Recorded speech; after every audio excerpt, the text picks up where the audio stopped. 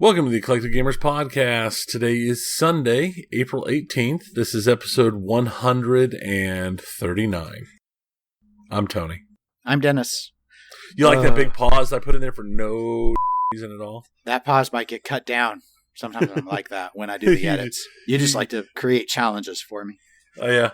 I just throw in the halfway to William Shatner discussion.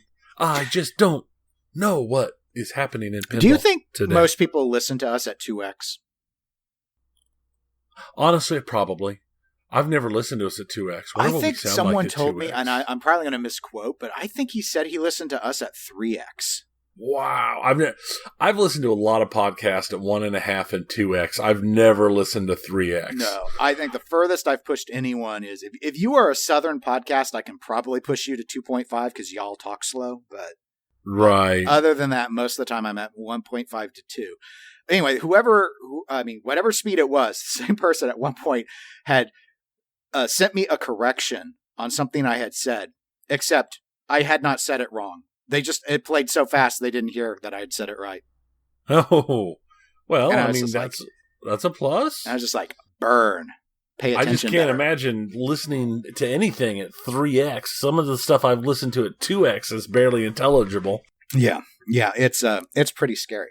But what isn't scary, perhaps, is what's happened over the last couple weeks. Have non-scary things happened for you?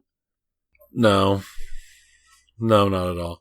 Actually, I have played almost until yesterday, literally yesterday, I've played like 0 video games in the last 2 weeks. Wow. And then yesterday I installed Dragon Quest XI, and I started it up and got through the opening animatic. And then I had to go take care of some stuff, so I shut it down without really playing. And then yesterday, I fired up Wasteland 3 and started playing through Wasteland 3. But it's just been, things have been crazy, and between track and work and just family stuff, I've not really played anything. I've just watched a few shows and read and done actual stuff. Well, but at least you've stayed busy. I have definitely stayed busy, that's for sure.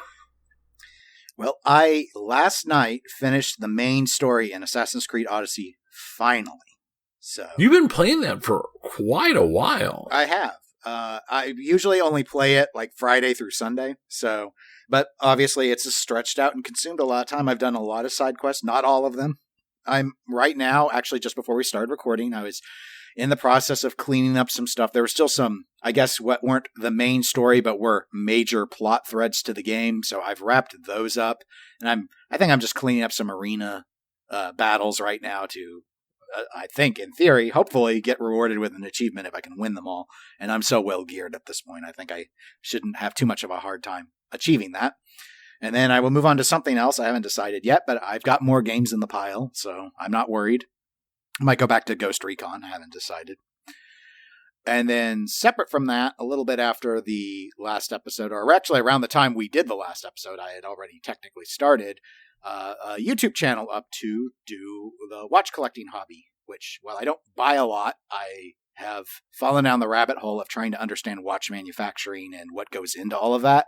And as was the case with pinball, it's like, oh, well, I think I would like to do content creation as a motivating factor to help me learn more. And so I have a link in the show notes if anyone wants to see the YouTube channel, but that way I can keep it segregated from my gaming stuff because it doesn't belong in gaming at all.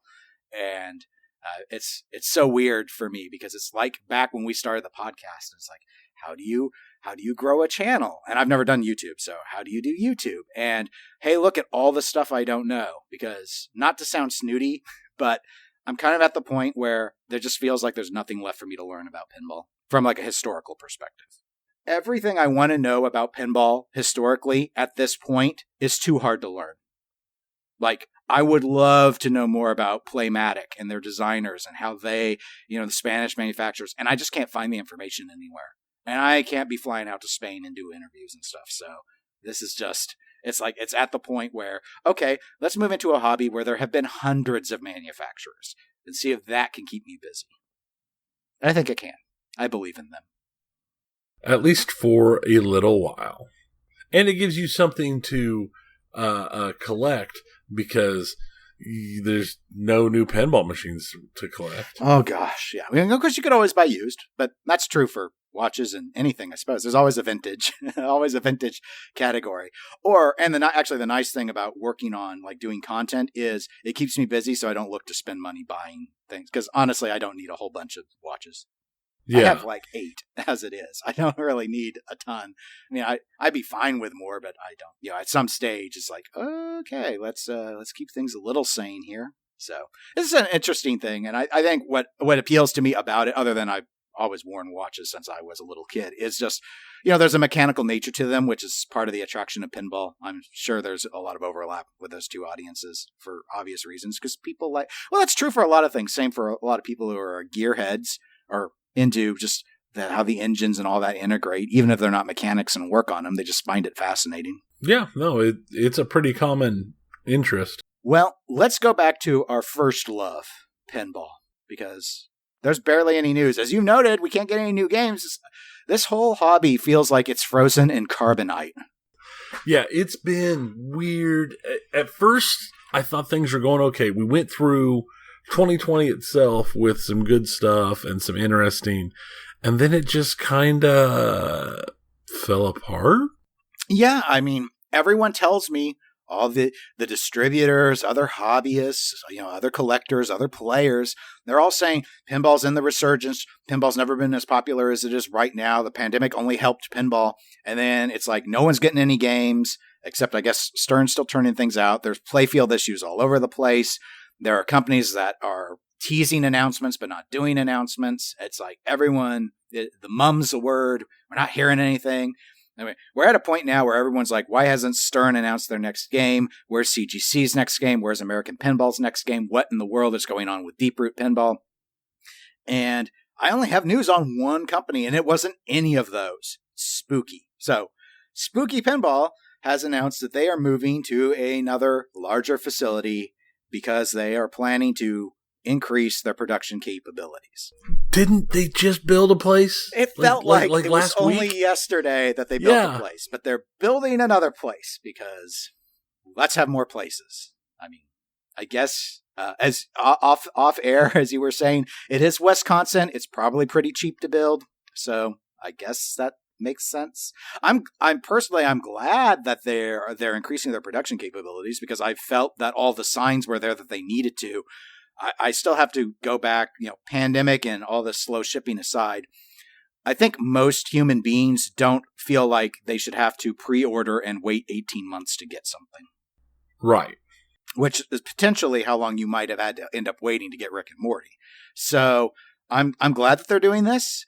It's interesting that it seems like they just throw up a whole new building every single time that they want to do that. But again, if the cost is that the way that it is, and that's how Charlie likes to operate in terms of being absolutely positively sure that his company's ready to do that next step and do it.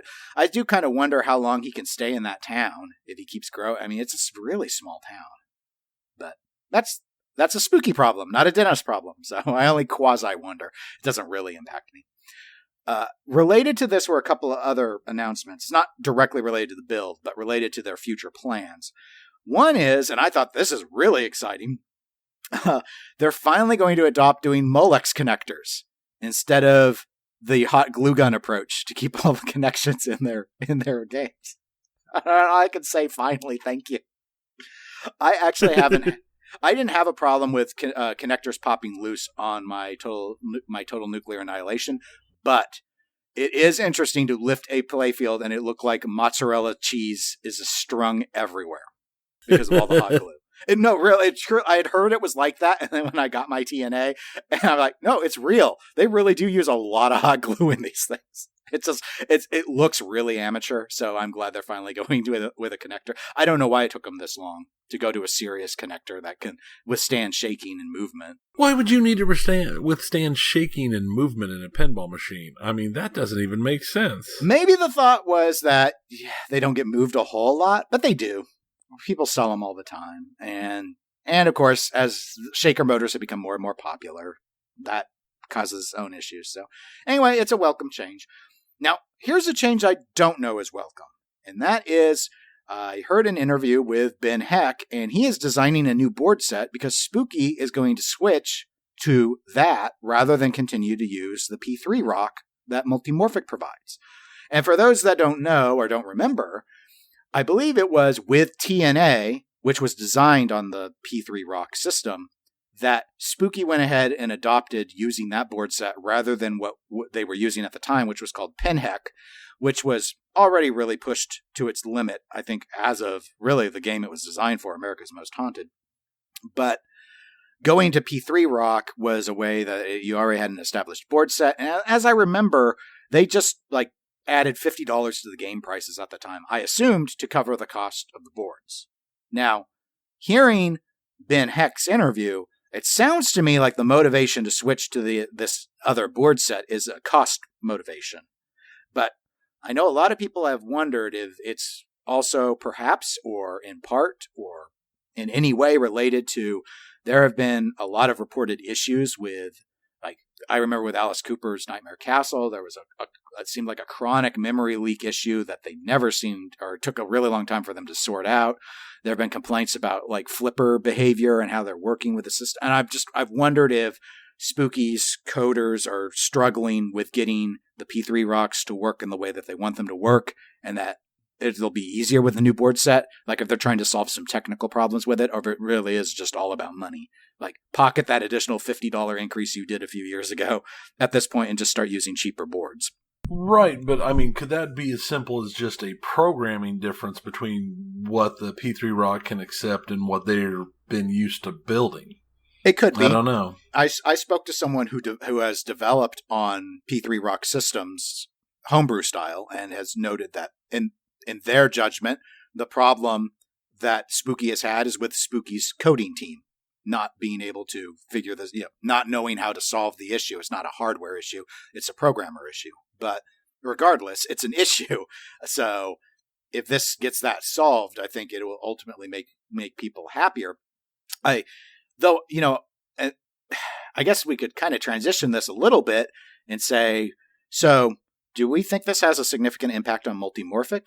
So Multimorphic makes the P3 platform, but I've often theorized for quite a while now that the way that system has not sold at a rapid pace, but it's been okay because Multimorphic actually does a lot of business selling boards to Spooky, Haggis, and American Pinball. And I think they've sold the most to Spooky. So if Spooky's no longer a client for them moving forward, is that going to put a lot of pressure on Multimorphic to up their income some other way? Maybe, but they were doing all right even before Spooky was using them at all, as back in the day. Because, like you said, Spooky's only used them for the last couple of machines. So the question there is it going to be worth the headaches of getting the bugs worked out of the new board set? And those issues, will that be worth the time and money? Yeah, I don't know. You bring up a good point about Multimorphic, and that's true. They were just selling to homebrew and stuff, and what money they were making off of P3 sales, they did seem okay. I wonder how long you continue. How long can they want to invest time into the platform? Or will they eventually have to raise the price on the platform? Because it's been at the $10,000 price point for a while. And another thing is, in the interview with Ben Heck, he noted that this board set would be available for other people to buy and use. It's not going to be exclusive to Spooky. If other people want to have access to it, they can buy the boards. So, right, but the question is going to be, how good is the board?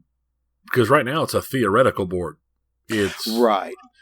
Nobody knows what its specs are. Nobody knows what it can handle. it needs to be better documented than Pinheck was. I have only heard complaints about poor documentation with the old Pinheck board set. So this one needs to be done up a lot better, not just in terms of as a design of a board, but actually written in a way that people can understand and work on it. But assuming that those things are achieved, if the price is cheap enough, it's like, is Spooky positioning itself to be a competitor on selling third-party board sets at this point? I mean, could that be why they need a bigger facility to increase their production to include producing boards? And this is, of course, me assuming that this board that Ben's designing is actually going to be quote-unquote Spooky owned. Maybe he's the third party and Spooky's accessing it. I'm not entirely certain on the chain of ownership regarding the board, so only that Spooky's planning to use it. Anyway, it's interesting. Speaking of multimorphic, I guess I should go ahead and note that they announced an update to Heist with 15-ball multi-ball play. Wow. That's, what's the word I want? Ambitious? Kind of just grabbing, I think, for a headline there. Does it need a 15 multi-ball play? Okay, yeah. Thank you. Ambitious is generous. I found it quite gimmicky. And so I guess that when it was noted as it was announced that, hey, it's what had the most multi-balls before this? Apollo 13. Exactly, Apollo 13. So it was done to take a record away from another game, and I don't have any problem with that. My only problem with it is, other than the neatness of seeing the balls come out, I've never heard anyone say that Apollo 13 was a fun game, especially with 13 balls in play. So not at all. It feels like you're just reaching for a headline to try and stay relevant. It does. It really has that kind of. Let me put it in a direct way. This is not going to sell any P3s or Heist modules. Oh, no. I would be surprised if the majority of the people who are deeply interested in the P3 and Heist don't already have the machines.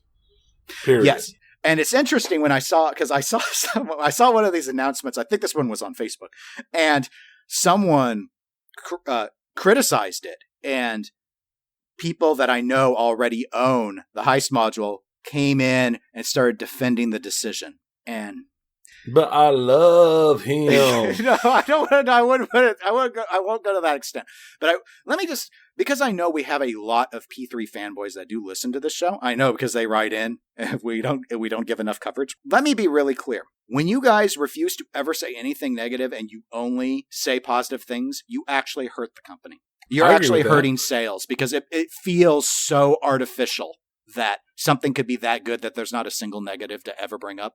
That's my perspective, but that's the way I get a read. That's why I think in most hobbies, fanboys of companies actually end up in the long run hurting what they are a fandom of more than they help, because they come across like zealots, not people that are actually rationally, sanely assessing things. I think that it's a very good argument to be made for that. It's a system that, do not get me wrong, I enjoy it. It has very interesting things in it. And if somebody gave me $50,000 right this second to go buy any pinball machines I wanted, and that's the only thing I could use that money on, I still wouldn't have a P3. With 50,000? Yeah. I can think of enough other machines that I'd load up first. I don't know. I'd have to think about it, but it wouldn't be. You have a lot more machines than I do.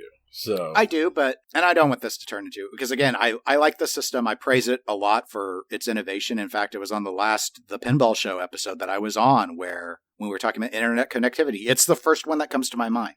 Yeah. But there are some other obstacles involved with a P3 that I think make it a challenge for people. Namely, that if you get bored with the games, you can't get out of a module easily. You'd have to get out of the entire system. So right. Which in theory makes a lot of sense, because it should keep really good retention and uptake and allow them to sell more new units to people rather than there being a flush used market. But regardless, I think that's a part of it's like, people say it's so cheap to get into a new game because you can buy a new module. It's like, yeah, but what if I hate Heist? Who can I sell Heist to if I want to keep my P3? Not a lot of people. Right. Well, and then it also comes up to the whole argument, like when Highway was around and people were talking about changing the play fields and swapping everything out on the cabinet. And you get to a point where it's like, but where do I want to store the extra stuff? And if I want to play this game, why do I have to go through all the trouble to change everything out? Do I want to play that game enough to make that amount of effort? Mm-hmm. And they've tried to make it really simple. I think they've achieved it a lot better than Highway ever did. But, they're just obstacles with anything. But anyway, it's an interesting gimmick. I don't think that they shouldn't have done the 15 ball. It's just, like from a programming engineering standpoint, like it's hey, why should we climb Mount Everest? Because it's there. So like doing it because it's there, totally understand that. But the high promotion of it, I'm sorry. If you guys think this is going to sell games, you went down the wrong path. This is not the way to do it. You need a license is what you need, not adding more gimmicks to what's already a pretty popular game that didn't need it. Yeah, and I think that's something that you always hear in the pinball echo chambers is about how everybody wants the original theme stuff, but we've proven time and time again that it doesn't sell. Yeah, it's all talk. And that licenses are the only way to actually get sales at this point. Mm-hmm. As much as you talk about it, as much as you love the idea, and don't get me wrong, I love the idea of original themes, and some of them that have been made lately are really enjoyable to me. But at the same time, they're never going to get the kind of sales a licensed theme is. It's just not going to happen because pinball does not have a high enough cachet for it to come in with just whatever. It has to have a bigger hook. And the other aspect, which unfortunately its modular design works against, is the big attraction for a lot of people with pinball. The rationalization that they do when they're buying new games all the time is that they can get out of them easily. If they don't like them, if they lose interest, and they're not going to lose a lot of money. And I'm not saying you'd lose a lot of money selling your P3 system, but because all the games are modular, you can't just sell them. If you had a P3, Tony, you couldn't sell a module to me because I'd need a whole P3 to play it. So if you ended up hating Cosmic Kart Racing's module, you're just like, I hate this. I hate the stupid ball lock magnet. It's just way too innovative and cool. I can't stand having it around me and my children. I must get rid of it. And we're like, sorry, bro, I can't buy this. I'd have to spend another $10,000 just to make the thing work. Good luck selling it to someone who already has a P3 module or P3 system, and you finding someone that doesn't have that module and just happens to want it at the same time and is willing to take your used version rather than just spending the additional money for the new one. Right. And then there's the whole question is that when a brand new machine is $10,000, how much are you going to be able to sell a new machine or sell your old machine even with all of your modules for? How much are you actually going to be able to get everything out of it? Mm-hmm. So that's just the reality of things. So anyway, speaking of reality, I stretched pinball by throwing in a multimorphic discussion on top of a spooky discussion. So I know we've got more in video games though than we do in pinball, Tony. So guide us through the light. The way we're going, we're working ourselves well towards having like our shortest episode ever every week. It seems like there were a bunch of reports, and I had that there were several companies looking to purchase Square Enix. Really?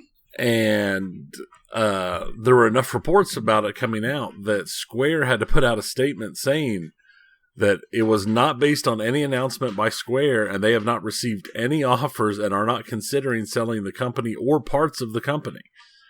So whatever caused the initial information to go out, they squashed it pretty hard. Wow.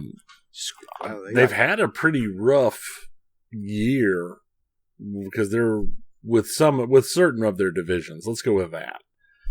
Because I know Avengers was one of their big push. God, I knew you were going to bring up Avengers. And it's so good. I saw this topic in the list. It's so good. Tony's going to work Avengers into this discussion. It's the greatest Square Enix game of all time. That's why nobody plays it anymore.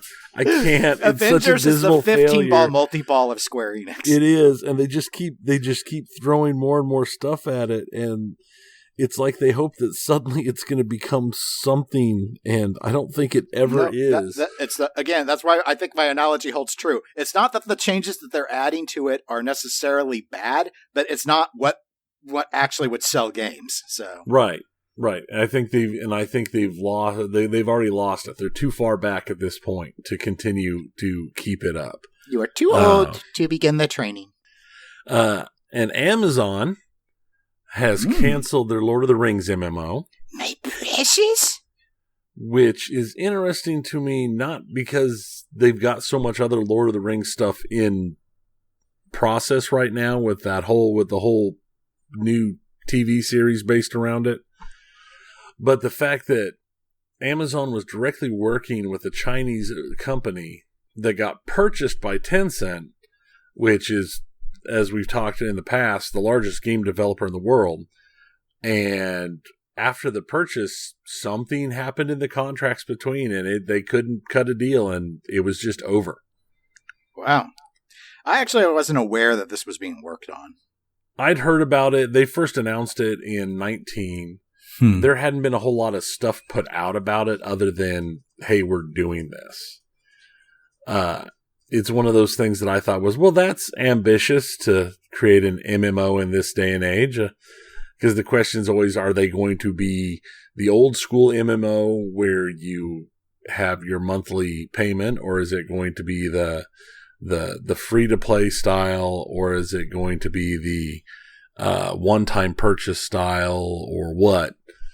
Because that's where to me all the interest in MMOs go, is they've all changed so much to try and survive in the modern economy. Yeah. And then we're also going to talk a little bit about Twitch. Twitch has... DMCA? It's not DMCA. Wow. For the first time, we're talking about Twitch that has nothing to do about DMCA. And, I mean, that's all we talked about last year with Twitch, it felt like, was DMCA and sex abuse. Yeah. That was Twitch last year. Mm-hmm. Yep. That's a good Twitch recap. That's better than my EGP Twitch analytics work. The Twitch has announced that they decided that they are cracking down on the view bots and the follow bots. And that their new machine learning algorithm had detected and identified 7.5 million bot accounts. Holy crap. Yeah. This is how naive I never would have assumed it was that many. I never would have thought it would. See, and to me, this is what this brings up. Where were mine? Why couldn't I have like 100,000 of those? Well, I remember when Overwatch was on Twitch, that was all the talk that the Overwatch League was had massive view botting and follow botting. See, when I heard that, I always just assumed that was slang for people saying people that would go in and start it up to get their Overwatch League tokens, but they were still humans. They weren't watching. They weren't actually there, though. It was a bot because the monitor was playing Overwatch and no one was watching it. But that it was still a real person who went in and really connected their account and really, in theory was watching. They weren't at their chair. That's what I assumed. I didn't know it was like a real bot. I thought the same thing as you did, because there were times when the two teams were playing that I didn't care about. That's exactly what I did. Yeah, no, I did it. I still do. I muted it and just minimized it and did something else. I'm going to do it here later today. By the way, Overwatch League started back up on Friday. It did start back up. So get your view bots going. But I guess not. These aren't real view bots. These are human view bots. So these are real ones. The 7.5 million are real bots. 7.5 million real bots. Holy cow. And they put out the warning that with the removal of the bots, could see some streamers having a sudden decrease in followers and viewership. Really? Okay. Well, I mean, I imagine so. I don't know. Sudden seems obvious if they're going to kill them all off, kill them all off at once. But I'm like, yeah, but we're talking like maybe, I guess some really big streamers might see a couple hundred people go, maybe 1,000. That was my thought. No. XQC. Not a fan personally. God, he's extremely popular. He is. But he's toxic. Probably not as popular as we thought, because he lost 2.6 million followers. Oh. He went from over 8 million to 5.5. Wow. While not as large, quite. Well, it's in the same ballpark. Soda Poppin', who I don't recognize at all, lost half of his followers. Wow. He went from 6.5 million to 3.3. Oh, wow. So he lost over 3 million. Yes. So it's just gone. And a lot of the other big names had hits bigger, more like I would have expected going into this, like Ninja and Shroud and all of them. But most of them lost hundreds of thousands of followers. So what is this? I mean, and I don't want to be accusatory just because I don't like XQC in particular, because I find him extremely toxic. But so did he buy these? Or like, why would there be bots following him? Well, that was my thought. And as I looked more into it, it's entirely possible that they've been bought because there are whole services that do that. But another thing is a lot of times they will hit a streamer, especially when a streamer is smaller. They'll hit them as part of the first big boosts, and then they will use their chat to spam and to just have stuff in there to help make the bots seem more real. Okay. But at the same time, that doesn't mean that they didn't purchase it, because I saw one interview with a streamer who was trying to figure out, she went from 33,000 viewers or followers. Okay. When she ended her stream one night, and when she started streaming the next day, she had 90,000 followers. Oh, wow. And she didn't know where they came from. And then suddenly her chat was just completely overwhelmed with people, or with all these new people spamming stuff. Oh, buy followers, buy view, buy Prime and subs, buy subs, blah, blah, blah. And she reported it all to Twitch, but Twitch just never really did anything about it. So I will say I know you're surprised given our high levels of fame, but we have actually experienced something sort of like this on our SoundCloud platform where we host the podcast. Mm-hmm. So once in a while, I have seen in the analytics where all of a sudden we will get a huge surge in listens on a single episode, all on the same day. And when I look at the analytics in SoundCloud, there will be a link showing that, oh, these came from a referral site.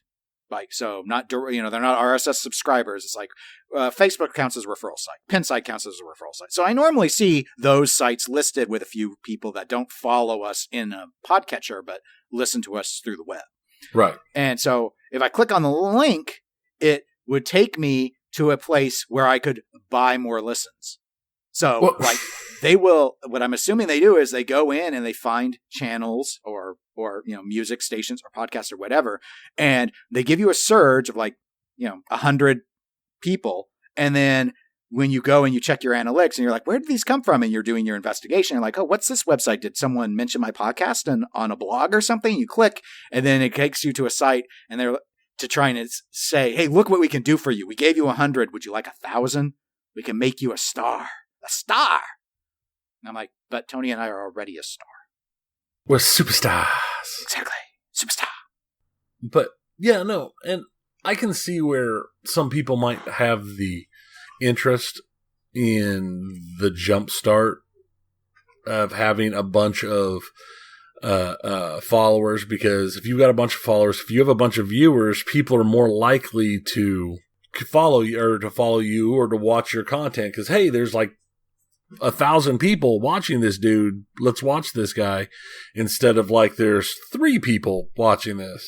And followers to an extent. I mean, for example, if you were starting out on Twitch, and other than it's such an easy bar, at least in pinball, and you wanted affiliate, I could see people buying but that's like 75 followers or 50 followers. It's like that's why it's not a big deal. Like versus setting up the watch thing I'm doing on YouTube. Looking at that, I think that it's a lot higher. Like you need 1,000 followers before you can monetize. And like 3,000 hours of views. So I wonder if that's a problem on the YouTube system. Probably a problem everywhere. Yeah, I'm assuming it's a problem with everywhere in systems like this. What's interesting on this, though, is while the follower counts have taken big hits, the actual counts of concurrent viewership has not. So the bots weren't watching, they were just following. in a lot of cases, well, and it's not necessarily that they're not watching. A lot of times they're watching, but Twitch does have systems in place, so when they show your analytics, certain types of stuff will be removed automatically. Like it won't show up. Oh, okay. Because there were certain things going on where at one point in time, some people would like embed their stream to their Twitch channel into a website so that it would play if somebody was there reading the website. So say I have a blog where I talk about video games in my blog, and I've got a lot of people who follow my blog. Well, if I had a window that was playing my stream there, everyone who looked at my blog would now count as a viewer. Even if they weren't actually viewing me, even if they were ignoring it, it would count as a view. And they'd worked some stuff in a few years ago that canceled a lot of that type of stuff out. Because there was stuff like that going on where some of the bigger video game magazines would input their Twitch stuff onto their web pages. So while people were reading articles, they were also hitting their Twitch analytics. I thought it was interesting. Twitch making interesting changes, and just the sheer number. I just, that 7.5 million is one of those things where it's just like, wow, I never would have thought that it would have been that high. Or that people would have had that many in one account. I could see there being 7.5 million and they were, spread out. Oh, this guy's got 100 and this one guy's got 1,000. Not XQC has 2.6 million and Soda Poppin has like literally half of his followers. Is Soda Poppin toxic? I don't know. Could be. I know XQC is. I'm not making an accusation, but XQC seems like the sort of person who would buy 2.6 million followers. Oh yeah, I have. It's wouldn't be a surprise to me at all, because he's a toxic person. Yep. So, continuing our conversations of toxic stuff. Outriders. No, everyone loves Outriders. People do love Outriders. It's just unfortunate that it's a looter shooter. It currently has a bug that wipes your inventory. But the inventory is the entire point of a looter shooter, Tony. Exactly. They put out a patch for it on Friday. Though this bug has been known about for several weeks, it took them this long to patch it. So they are watching it to be sure that the problem is corrected. But yeah, this is a problem that Outriders has had where it is just completely wiping inventories. And the big thing is it's a looter shooter where people are going after they're really hard to get, like hundreds of hours of playtime to get perfectly statted special items for your build, and then it's all wiped out and gone. But they are planning on restoring people's items that were wiped out. Unfortunately, they cannot promise to restore them with the stats that the item had when you got it. I'm amazed they can even know what the items were from the wipe.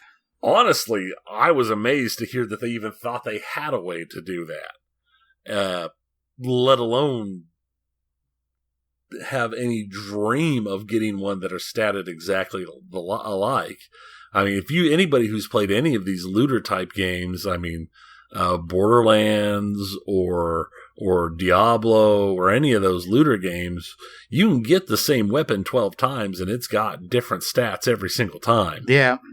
I mean, that's the whole thing with the genres. You're always sitting there and you're opening your inventory and looking over those stats and I'm like, oh, do I want fire damage on this now? Yeah. Because, I mean, it gets to the point where you're sitting here, it's like, well, I have this sword, and this is the sword I want. It's got the special ability I need to make my skill set for my build work. But, I could have this be a point higher. Mm-hmm. Or I wouldn't mind it having this stat instead of that stat. And you just keep grinding and getting more of those swords and comparing them till you get the one you want that perfectly matches your build. And then you lose it. And then you lose it because of a bug. So the game's still getting good reviews. Everyone I've talked to who's played is like, I really enjoy it. So it's got to be doing well. It just has an issue that has affected some people more than others. And to end on a happy note of our discussion today of video games, Cyberpunk 2077. I haven't thought about that in weeks. Well, all of the preliminary numbers are coming out for 2020 from CD Projekt Red. And, there was bad press and launch issues, and that game has been pulled from the PlayStation Store. And it's still not back. Oh, is it not? Wow. No. CD Projekt Red had their best financials ever. I'm not too surprised, actually. Oh, I'm not surprised that they had good financials. I'm a bit surprised that's their best ever. The preliminary numbers out are showing a net profit, not gross, profit of $303 million. Wow. So all the return game, all the drama, all that stuff. And it's like double the Witcher 3 release. You gamers and your opinions are irrelevant. If you've got enough, if you've got enough in it, you're going to make the money. Mm-hmm. If you've got a big enough following, it doesn't matter the bad press or anything else. We don't put our monies where our mouths are. We put our monies in the hands of developers. That's what we do. And CD Projekt Red has flat out come out and said that they're not abandoning Cyberpunk. Why would they? Look at this. There's probably more money to be had. Get it back in the PlayStation Store. Add a few more million to it. Yeah. And they're talking about they're shifting. Originally, they were going to make a multiplayer one as a standalone separate thing, and it sounds like they're not going to do that anymore. They're going to just put it into the base game. But they're making the Witcher franchise and the Cyberpunk franchise the tentpoles of CD Projekt Red because they're already starting production of more games in each franchise. Well, I mean, overall, I am glad that the company is able to recover from the problems with Cyberpunk. It's just, I don't know if they're really taught a lesson with this much profit. Right, and that's the thing. It's kind of like with Blizzard, where Blizzard's like, hey, we made more money this year than we ever did before. We're laying off some huge percentage of our workforce because the numbers weren't quite as high as we told our investors to expect. Or if we want to tie it back to the other hobby we cover, with pinball, this is the same thing where people complain about all these playfield issues manifesting again, but y'all keep buying games, so what lesson do you really think you're sending to anyone? Yep, just like all the issues with pre-ordering pinball machines or video games and then having the game be terrible when you receive it. Mm-hmm. But you still turn around and pre-order the games. Yep, you still buy. Yeah. So you get what you pay for. I mean, it's just one of those things that I can, at a certain point, you have to stop feeling sorry for the people who keep getting burned by the same thing over and over. Eventually, even the dumbest kid learns not to touch the stove.